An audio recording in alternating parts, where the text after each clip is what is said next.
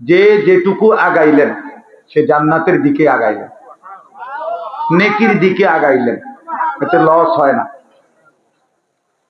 কোরআনুল কারীমের মধ্যে আল্লাহ তাআলা বলছেন ওয়াফি যালিকা ফালিয়াতানাফাসিল মুতানাফিসুন। আল্লাহ তাআলা বলেন যদি প্রতিযোগিতাই করতে হয় তাহলে জান্নাতের জন্যই প্রতিযোগিতা করা উচিত। তার প্রতিযোগিতা মানে এগিয়ে যাওয়ার চেষ্টা। প্রতিযোগিতার অর্থই এটা যে অন্যকে ডিঙ্গায়া নিজে আগে বাড়ার চেষ্টা, এটারই বলে প্রতিযোগিতা। কোরআনুল কারীমের মধ্যে আল্লাহ তাআলা বলছেন লিমিসলি হাযা ফালিয়ামালিল আমিলুন। যদি মেহনতি করতে হয়, পরিশ্রমী করতে হয়, তো আল্লাহ বলেন জান্নাতের জন্যই মেহনত করা উচিত। তাহলে এর দ্বারাও বোঝা গেল একটু কষ্ট স্বীকার করা এটা জান্নাতের জন্যই করা উচিত। কোরআন শরীফে আল্লাহ তাআলা বলেন ফাস্তাবিকুল খায়রাত, কল্যাণ অর্জনের জন্য, নেকি অর্জনের জন্য তোমরা প্রতিযোগিতা করো।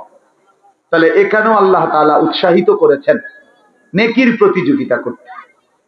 কোরআনুল কারীমের মধ্যে আছে আল্লাহ তাআলা বলেন ওয়াসারিউ ইলা মাগফিরাতিন মির রাব্বিকুম ওয়া জান্নাতিন আরদুহাস সামাওয়াতু ওয়াল আরদ। আল্লাহ তাআলা বলেন তোমরা দৌড়াও, ছোটো, আগে বাড়ো। কিসে? আল্লাহর মাগফিরাত এবং আল্লাহ তাআলার জান্নাত অর্জনের জন্য। তাহলে বোঝা গেল আল্লাহর কাছ থেকে মাগফিরাত পাওয়ার জন্য এবং জান্নাত পাওয়ার জন্য আল্লাহ তাআলা বলছে সারিউ। সারিউ অর্থ হলো ছোট, আগে বাড়ো, দৌড় লাগাও, দৌড় দাও।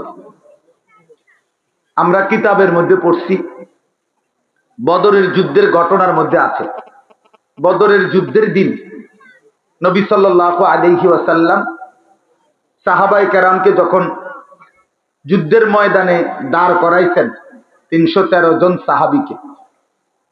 তো যুদ্ধের ময়দানে আগের দিনে নিয়ম ছিল যে যুদ্ধের বাহিনী মোট 5টা হইতো, মানে প্রত্যেক দলের গ্রুপ হইতো 5টা।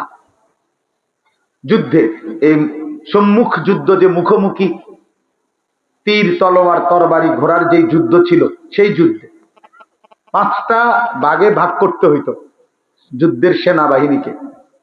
একটা হলো, এটাকে বলে মুকাদ্দামাতুল জাইশ, অর্থাৎ অগ্রবর্তী বাহিনী, যারা যুদ্ধের মূল ময়দানে আগেই পৌঁছে যাবে। এরপরে মাঝখানে হলো যুদ্ধ অবস্থায় হলো 4টা বাহিনী।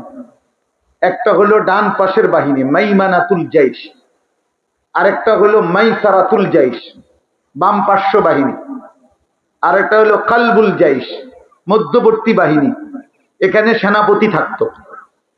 আর আরেকটা হলো সাকা, অর্থাৎ একদম পিছনের বাহিনী, যারা রিজার্ভ ফোর্স থাকতো। এবারে সৈন্য কম হোক বেশ হোক, এটাই নিয়ম ছিল যে এই 5 ভাগে ভাগ করতে হইত। তো আল্লাহ নবী সাল্লাল্লাহু আলাইহি ওয়াসাল্লাম কাফেলাকে এই 5 ভাগে ভাগ করে সবকিছু ঠিকঠাক করে যখন যুদ্ধ শুরু করবে ঘোষণা দিতেন, তখন নবী সাল্লাল্লাহু আলাইহি ওয়াসাল্লাম বাপ আমার দিকে তাকান, এই একই খটর মটরের দিকে তাকাইলে লাভ হইত না, হেরা এই ঘটর ঘটর করবেই। আমি বুঝেন নাই কথাটা? আপনি এগুলোর দিকে তাকাই, ওরা আসতে দেরিতে কেউ উড়াই আইলে উড়াই লাইতেছে, ওই এগুলা হেরার এই সংবং দিয়ে আমরা কি দরকার। জি চলে। তো আল্লাহ নবী সাল্লাল্লাহু আলাইহি ওয়াসাল্লাম বললেন, এই যুদ্ধ যখন শুরু করলেন তখন আল্লাহ নবী সাল্লাল্লাহু আলাইহি ওয়াসাল্লাম সাহাবীদেরকে একটা কথা বলছেন যে এই আয়াতটা পড়ছেন নবীজি, ওয়াসারিউ ইলা মাগফিরাতিন মির রাব্বিকুম ওয়া জান্নাতিন আরদুহাস সামাওয়াতু ওয়াল আরদ উইদ্দাত লিল মুত্তাকিন। আল্লাহ তাআলা বলেন আল্লাহর ক্ষমা এবং আল্লাহর জান্নাত, যেটা আসমান জমিন প্রশস্ত, সেটা অর্জনের জন্য দৌড় দাও, আগে বাড়ো, ছোট। তো আল্লাহ নবী এই আয়াত পড়ে সাহাবীদের দিকে তাকিয়ে বললেন আগে বাড়ো, জান দাও, জান্নাত নাও। আগে বাড়ো, জান দাও, জান্নাত।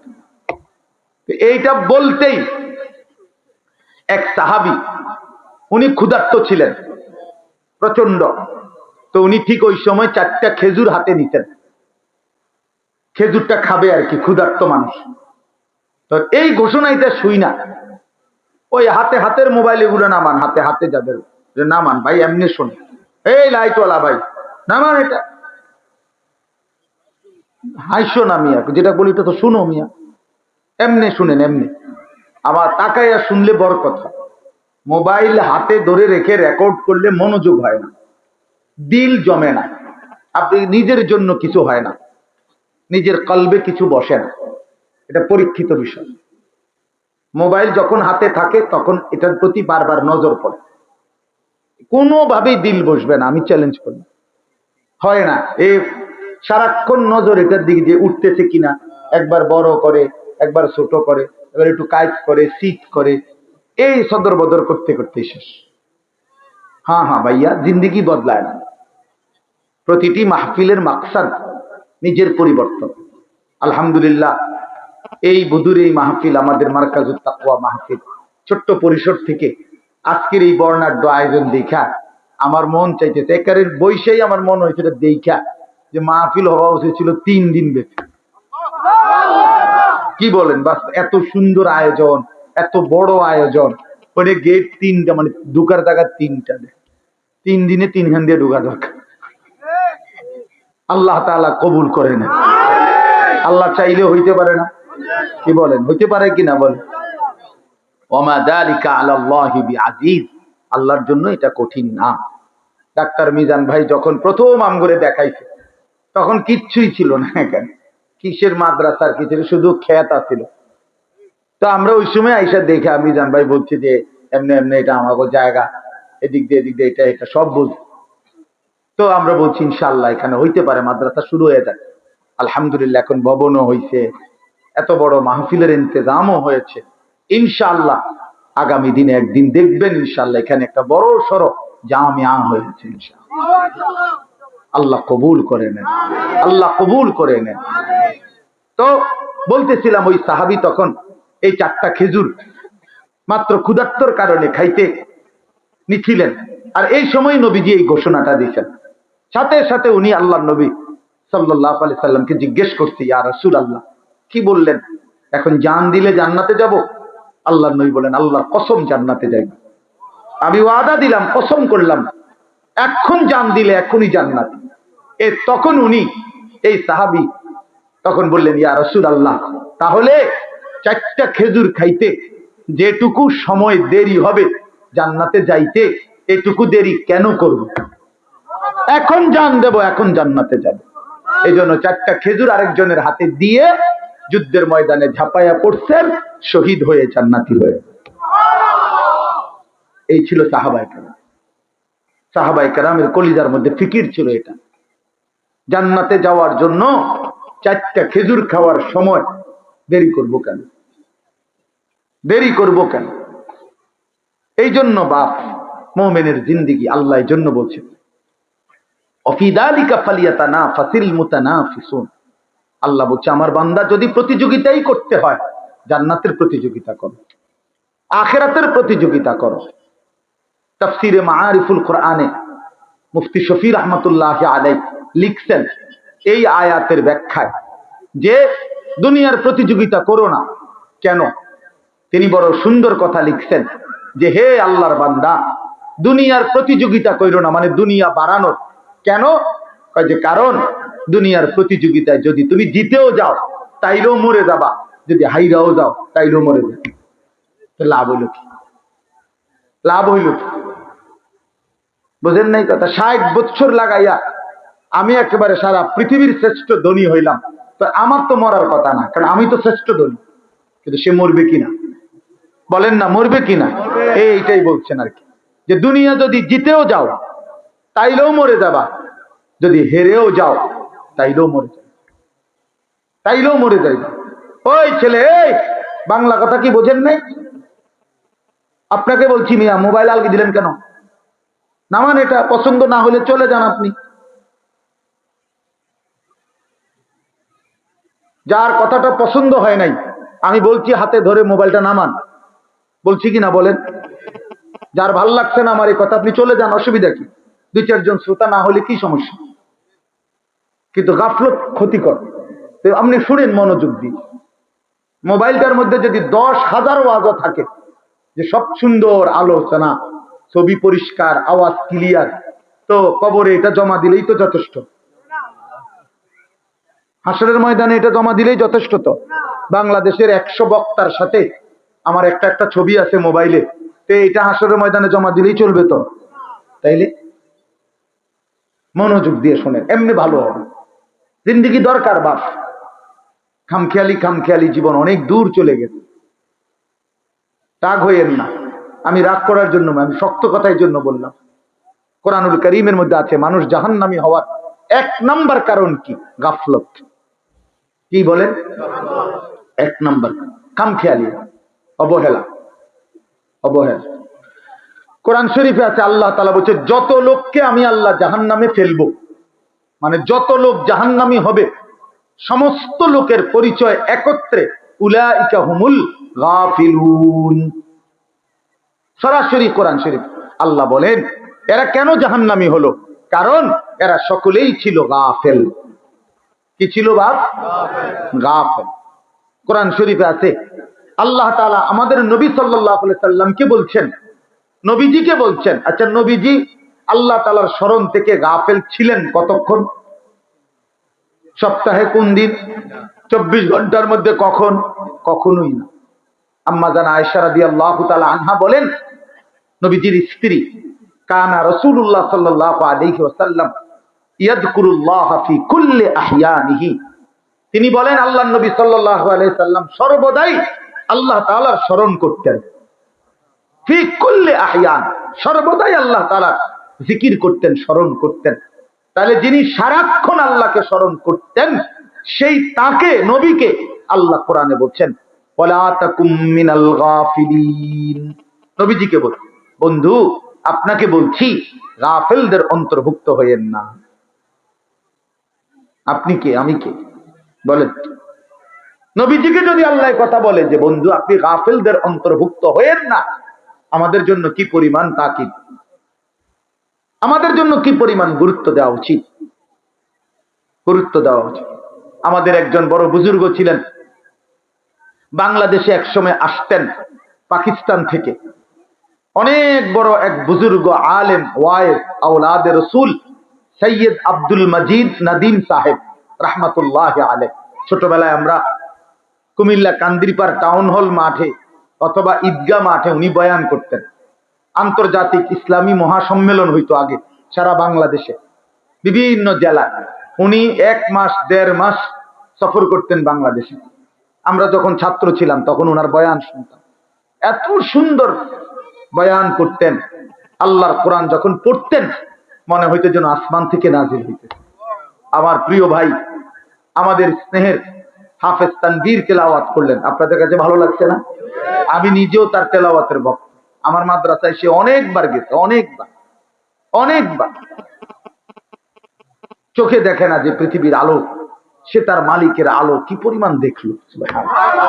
হায় বদনসিব ওই মানুষগুলো যাদের চোখ ছিল 60 বছর, কিন্তু তারা কোরআনুল কারীমের একটা লাইন শুদ্ধ করে পড়তে পারে নাই, পারে না।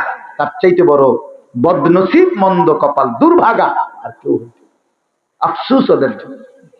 তো বলতেছিলাম, এই উনি পাকিস্তানের এই হযরত এখন ইন্তেকাল করছেন, আরো অনেক দিন হয়েছে। ওনার ছেলে এখন বড় ওয়াইজ।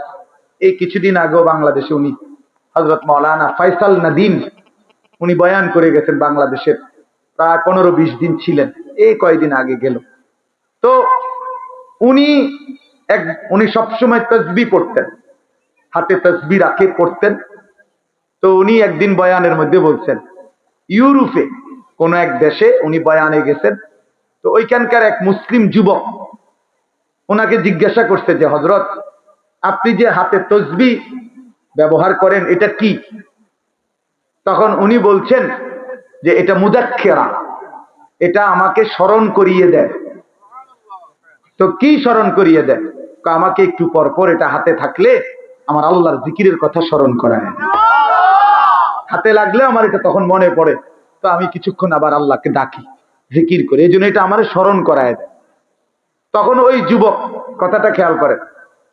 ওই যুবক তখন ওনাকে বলছে, আচ্ছা হযরত, নবী সাল্লাল্লাহু আলাইহি ওয়াসাল্লাম তিনি এই তসবিহ মানে এই দানাওয়ালা এগুলো এটা ব্যবহার করতেন? এটা ব্যবহার অর্থাৎ উনি বলেন যে সে আমার কাছে এটাই জানতে চাচ্ছিল যে নবীজি এটা ব্যবহার করতেন কিনা, আপনি যে ব্যবহার করেন। তখন উনি বলেন, আমি তাকে বললাম, হ্যাঁ যুবক, তোমার প্রশ্ন তো ঠিক আছে, নবীজি এটা ব্যবহার করতেন কিনা, কিন্তু আগে তুমি কি এটা জানো যে নবী সাল্লাল্লাহু আলাইহি সাল্লাম আল্লাহকে ভুলতেন কিনা? বুঝেন নাই কথা? নবী সাল্লাল্লাহু আলাইহি সাল্লাম আল্লাহকে ভুলতেন কিনা? তিনি তো আল্লাহকে কখনোই ভুলতেন না। তা আমি তো প্রথমেই বলছি এইটা তো ওই ব্যক্তির জন্য যে ভুলে যায় তার মাওলাকে, এটা মনে করায় দেয়। আল্লাহর নবী এটা কেন ব্যবহার করবেন? তিনি তো 24 ঘন্টাই আল্লাহকে স্মরণ করতেন। ওনারে আবার মনে করাই দিবে কি? ও দরকার কি? তো এই জন্য বললাম, বাপ ওয়ালা তাকুম মিনাল গাফিলিন, গাফেল না হওয়া, গাফেল না। মুমিন গাফেল হয় না, মুসলমান গাফেল হয় না। মুসলমান গাফেল হয় না, এক ধ্যানে থাকে, এক ফিকিরে থাকে, আখিরাতের গন্তব্যের দিকে তাকিয়ে থাকে। আল্লাহর নবী সাল্লাল্লাহু আলাইহি ওয়াসাল্লাম হাদিসের মধ্যে আছে, সাহাবায়ে কেরাম নবীজির চেহারার স্বাভাবিক অবস্থার বর্ণনা দিতেন যে নবীজির চেহারা মুবারকের দিকে তাকাইলে স্বাভাবিকভাবে কি মনে হইতো, কি মনে হইতো? তো সাহাবীরা বলতেন, নবীজি সাল্লাল্লাহু আলাইহি সাল্লামের চেহারা মুবারকের দিকে তাকাইলে 24 ঘন্টা মনে হতো মুতাওয়াসিলাল আহজান দাইমাল ফিকর, তিনি সর্বদাই চিন্তা করতেছেন এবং কোনো না কোনো ফিকির করছেন, কোনো না কোনো। আর কাকে বলা যায়, আর কিভাবে বলা যায়, আর কেমনে বলা যায়, আর কার কাছে যাওয়া যায়, কেমনে আল্লাহর দ্বীনের কথা বলা যায়, কিভাবে এক এক আমাদের বিশ্ব ইস্তেমার দ্বিতীয় দিনের বাদ বা গ্রিব বয়ানে হযরত মাওলানা আহমদ লাট সাহেব দামাত বারাকাতুহুম, জগৎ বিখ্যাত এই মহা বুজুর্গ, মহান মনীষী, উনি ওনার বয়ানের মধ্যে বলতেছিলেন, আমি ময়দানে বসেই শুনতেছিলাম। হযরত বলছেন রাসূলুল্লাহ সাল্লাল্লাহু আলাইহি সাল্লামের 24 ঘন্টা ফিকির ছিল এক এক আল্লাহর বান্দা কিভাবে জাহান্নাম থেকে বাঁচবে। সাহাবায়ে কেরামের মৃত্যু পর্যন্ত ফিকির ছিল যে আল্লাহ পাকের এক এক বান্দা কেমনে জাহান্নাম থেকে বাঁচবে, জাহান্নাম থেকে বাঁচবে, জাহান্নাম থেকে বাঁচবে। তো নবী সাল্লাল্লাহু আলাইহি সাল্লামের চেহারা মুবারকের দিকে তাকাইলেই এটা মনে হইতো যে তিনি ফিকির করতেছেন, ফিকির করতেছেন। দুয়ারে দুয়ারে হাঁটতেন, দাঁড়ে দাঁড়ে, কখনো বাজারে, কখনো হাটে, কখনো মাঠে, কখনো একজনের কাছে, কখনো 10 জনের কাছে, কখনো রাতে, কখনো দিনে, কখনো উপরে, কখনো নিচে, কবি আরশ पर कभी फरश पर, कभी उनके दर, कभी दर बदर, गमे आशिकी तेरा शुक्रिया, मैं कहां कहां से गुजर गया। কই থেকে কই ছুটতেন, দুয়ার থেকে দুয়ারে ছুটতেন। আল্লাহর নবী সাল্লাল্লাহু আলাইহি সাল্লাম এক ফিকিরে থাকতেন যে এক এক আল্লাহর বান্দা জাহান্নাম থেকে বাঁচবে। হাদিসের মধ্যে আছে, আল্লাহর নবী সাল্লাল্লাহু আলাইহি সাল্লাম বলতেন, উম্মত আমার, আমি তোমাদের জন্য আমার পেরেশানিটা কেমন, ওয়া আনা আখিযুন বিহুজাজিকুম। নবীজি উদাহরণ দিয়ে বুঝাইছেন, কোন মানুষকে যদি কেউ হাত দিয়ে ধরে তাহলে সে মনে করেন ছুটে গেল, কাঁধে হাত দিয়ে ফিরাইতে চাইছে, সে কাঁধের থেকে হাত নামায় দিল। কিন্তু কেউ যদি কাউকে সর্বোচ্চ মহব্বত করে তারে ফিরাইবার জন্য, বাঁচাইবার জন্য কোমরে জড়াইয়া ধরে, কোমর মানে কোমরের মধ্যে যদি আমজা দিয়া শক্ত করে ধরে, এই লোকটা ছুটবে কেমনে? কথা বোঝেন নাই? এই লোকটা ছুটবে কেমনে? আল্লাহর নবী বলেন, আল্লাহর কসম উম্মত, আমি চাই তোমার এক এক উম্মতকে কোমরে জড়াইয়া ধরে ধরে জাহান্নামের আগুন থেকে বাঁচাই। কোমরে জড়ায়, কোমরে জড়ায় ধরে। এই জন্য দোস্ত, মুমিন গাফিল হয় না, মুমিন গাফিল হয় না। যার সামনে আখিরাত সে গাফিল হবে কেমনে? যার সামনে কবর সে গাফিল হবে কেমনে? যার সামনে হাসরের ময়দান সে গাফিল হবে কেমনে? আল্লাহ তাআলা কোরআনুল কারীমে বলছেন, ফাকাইফা তাত্তাকুনা ইন কাফারতুম ইয়াওমান ইয়াজআলুল বিলদানা শিবা। আল্লাহ বলেন, বান্দা, এই আমার বান্দা, দিন রাত তুমি যে নাফরমানি করছো, তুমি যে আমার নাফরমানি করছো বান্দা, আরে বান্দা তুমি বাঁচবা কেমনে সেই হাসরের দিন, যেই দিনের একদিনের পেরেশানি, দুঃখ, যন্ত্রণা, আযাব, কষ্টে ইয়াজআলুল বিলদানা শিবা, কোলের বাচ্চা বুড়া হয়ে যাবে, বুড়া হয়ে একদিন। সূরা মুজাম্মিলের আয়াত। আমার জীবনে আমি কোরআনের সবচেয়ে বেশি ভয় পাই এই আয়াতে। আমার মাদ্রাসায় প্রত্যেক দিন জোহরের পরে এই সূরা পড়ে, এটা একটা আমল আমাদের। এই আয়াতটা পড়লেই আমার শরীরটা কাঁপ দিয়ে ওঠে। ফাকাইফা তাত্তাকুনা ইন কাফারতুম ইয়াওমান ইয়াজআলুল বিলদানা শিবা। আল্লাহ বলেন, নাফরমানি করছো কেমনে বান্দা? 365 দিন, 1 বছর কোনদিন ফজরের নামাজ পড়লা না, কেমনে পারলা বান্দা? কেমনে সহ্য করলা মুমিন? একটা দিনও কোনদিন ফজরের নামাজ পড়লা না। মুসলমান এত নির্মম হয় কিভাবে? ইমানদার এমন জালেম কেমনে হয় বান্দা? কিভাবে সম্ভব? 365 দিন কোনদিন একটা বারও ফজরের সেজদা দিলা না। ফাকাইফা তাত্তাকুনা ইন কাফারতুম, কেমনে বাঁচবা বান্দা কেমনে? একদিনেই তো হাসরের ময়দানে কোলের বাচ্চা বুড়া হয়ে যাবে। ফাবিআইয়ি হাদিসিন বাদাহু ইউমিনুন। আল্লাহ কোরআনে বলে, বান্দা আমি 23 বছর কোরআন নাজিল করেছি, 30 পারা কোরআন নাজিল করেছি বান্দা। সর্বশ্রেষ্ঠ ফেরেশতা জিবরাইলকে দিয়ে পাঠিয়েছি। আমার কলিজার টুকরা সর্বশ্রেষ্ঠ রাসূল আমার সবচেয়ে প্রিয় বন্ধুর কাছে নাজিল করেছি। 23 বছর নাজিল করলাম, 30 পারা কোরআন নাজিল করলাম, জিবরাইলের মতো শ্রেষ্ঠ ফেরেশতা দিয়ে পাঠাইলাম, বন্ধুর মতো কলিজার টুকরা আমার আখিরি নবীর কাছে প্রেরণ করলাম। প্রতিটা কথা বান্দা আমি বারবার বারবার বললাম। এবার আল্লাহ জিজ্ঞেস করে, বান্দা এরপরে আর আমি কেমনে বললে, কতবার বললে, আর কোন কিতাব নাজিল করলে, আর কাকে বললে, কেমনে বললে, আর কার কাছে নাজিল করলে তুমি বান্দা আমার কথা মেনে নিতা? তুমি বলো। বলেন যুবক ভাই যারা নামাজ পড়েন না, প্রিয় ভাই আমার, বন্ধু আমার, তোমার মালিক তোমারে আর কতবার বললে তুমি সেজদা দিতা?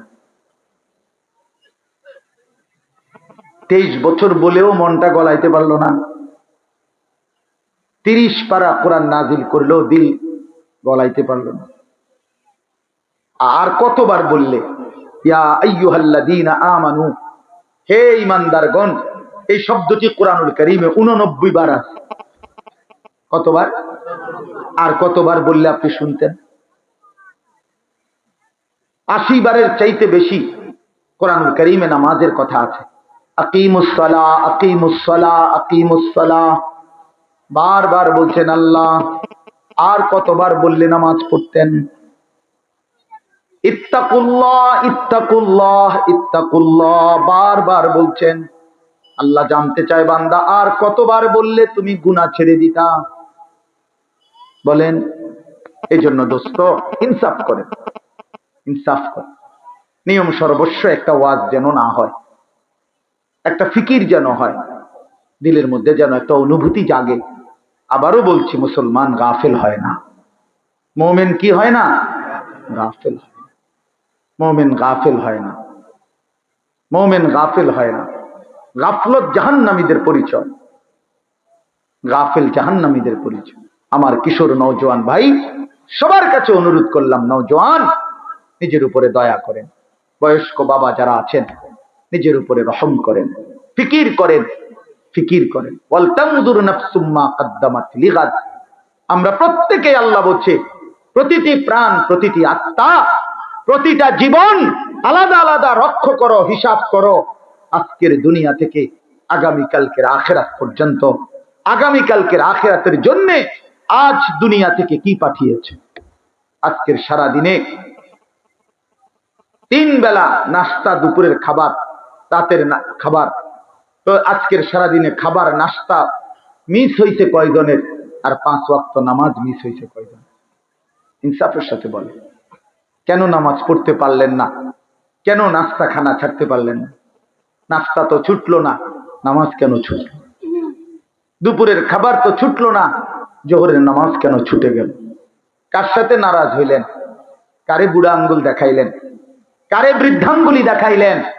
এই যুবক, কার সাথে গাদ্দারি করলা? এই নাফরমান, কার সাথে গাদ্দারি করলা? তুমি জানো তোমার চাইতে অহংকারী, তোমার চাইতে বড় থেকে বড় গাদ্দার এই পৃথিবীতে আল্লাহ তাআলা নিশ্চিহ্ন করে দিতে।